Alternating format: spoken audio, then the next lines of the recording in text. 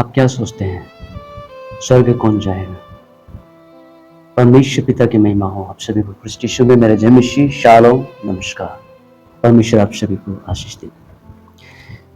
तो आज प्रश्न है कि स्वर्ग कौन जाएगा? स्वर्ग जाना या स्वर्ग के राज्य में प्रवेश करना इतना आसान बात नहीं है। परमेश्वर का वचन कहता है, मत्ती रचित सुसमाचार 7 अध्याय का 21 से नीचे, जो मुझसे हे प्रभु कहता है, उसमें से हर एक स्वर्ग के राज्य में प्रवेश न करेगा, परंतु वही जो मेरे स्वर्ग पिता की इच्छा पर चलता है। उस दिन बहुत से लोग मुझसे कहेंगे, हे प्रभु क्या हमने तेरे नाम से भविष्यवाणी नहीं की, और तेरे नाम से दुष्ट आत्माओं को नहीं निकाला, और तेरे नाम से बहुत से आश्चर्य कर्म नहीं की? तब मैं उनसे खुलकर कह दूंगा, मैंने तुमको कभी नहीं जाना। हे दुष्ट कर्म करने वालों, मेरे पास से चले जाओ। किसको कह रहा है? किसी अन्य जाति को, किसी दूसरे धर्म के लोगों को नहीं, ये हम विश्वासियों को कह रहा है, आपको और मुझे कह रहा है, जो बाइबल जानते हैं, जो वचन पढ़ते हैं उनके विषय। तो उनका न्याय कुछ इस प्रकार से होने वाला है।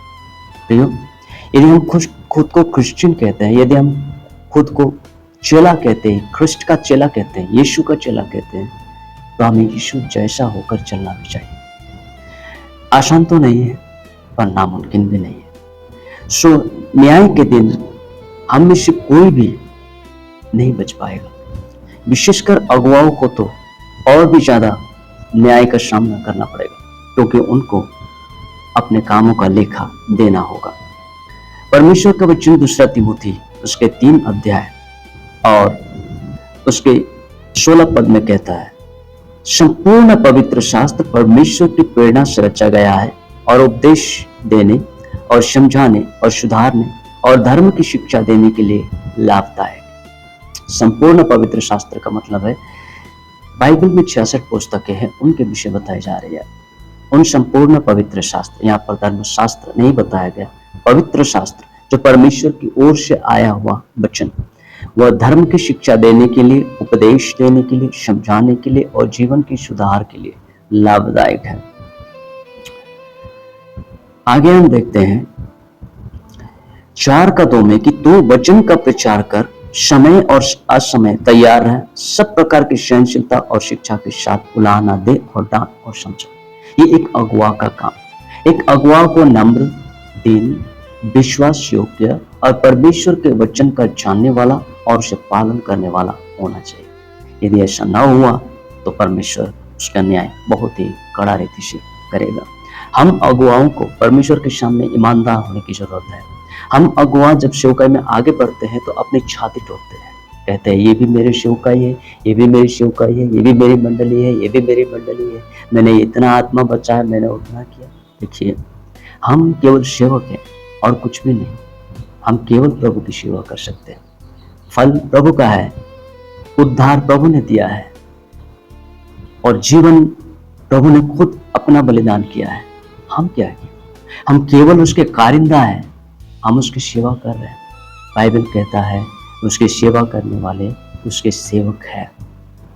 बाइबल अनुसार सेवकों का कोई अधिकार नहीं बनता किसी भी धन, संपत्ति, प्रॉपर्टी, किसी चीज में, बल्कि सेवक का काम है केवल सेवा करना। तो इसलिए हमें न तो घमंड करना है, न तो द्वेष करना है, न तो ईर्ष्या करना है, न तो किसी से जलना है, परंतु प्रभु के प्रेम और उसके आज्ञाकारिता में आगे बढ़ना है। अंत में अगुवाओं के विषय में कहता है, क्योंकि वे उनके समान तुम्हारे प्राणों के लिए जागते रहते हैं, जिन्हें लेखा देना पड़ेगा। किसको? अगुवाओं को। इसलिए हम अगुवाओं को बहुत सावधान होने की जरूरत है। सबसे ज्यादा कड़ा न्याय अगुवाओं का ही होगा। इसलिए हम अपने कामों में घमंड न करें, क्योंकि ये काम प्रभु ने हमें दिया है। क्या हम इन सारे कामों को लेकर जाएंगे? नहीं, परंतु उसका प्रतिफल स्वर्ग में परमेश्वर हमें देगा, और उसी प्रतिफल के लिए हम इस संसार में प्रभु के कार्य कर रहे हैं। So be faithful and be sincere to God. हमें परमेश्वर में नम्र होकर आज्ञाकारिता में जीवन व्यतीत करना चाहिए। एक वीडियो है छोटी सी, उसको अब देखिएगा। वहाँ हमें उस वीडियो के द्वारा हमें ये पता चलेगा कि एक अगुआ का जिम्मेदारी कितना बड़ा है। हम प्रचार तो करते हैं, लेकिन ठीक उसी प्रचार के अनुसार हम अपने जीवन जीते हैं कि नहीं। आइए तो हम देखते हैं यह वीडियो।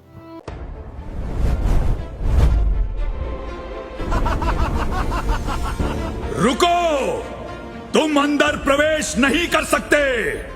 क्यों? मैंने अपना पूरा जीवन समर्पित कर दिया। मैं कलीसिया का एक स्तंभ हूं। जो उपदेश तुमने दिए उनका पालन तुमने स्वयं कभी कभी नहीं किया। तुम घमंडी हो, ईर्ष्यालु हो और मन में द्वेष रखते हो, और तुम्हारा हृदय निर्धनों के प्रति न्याय से भरा हुआ है।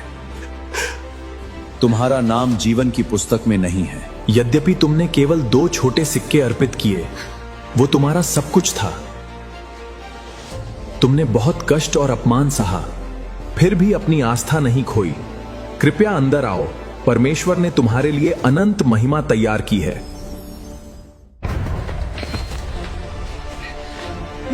मैं एक पादरी हूं जिसका विश्वासियों के बीच सम्मान है। स्वर्ग का राज्य तुम्हारे पद को नहीं देखता, केवल ये देखता है कि तुम नम्र हो और परमेश्वर के प्रति समर्पित हो। भाइयों और बहनों, न्याय के आसन के समक्ष प्रतिष्ठा, पद, योग्यता और धन का कोई मूल्य नहीं है। केवल वे ही स्वर्ग के राज्य में प्रवेश कर सकते हैं जो सच में परमेश्वर की आराधना करते हैं और उनकी इच्छा का पालन करते हैं। ईश्वर उन सभी को उद्धार दें जो इस वीडियो को देखते और साझा करते हैं।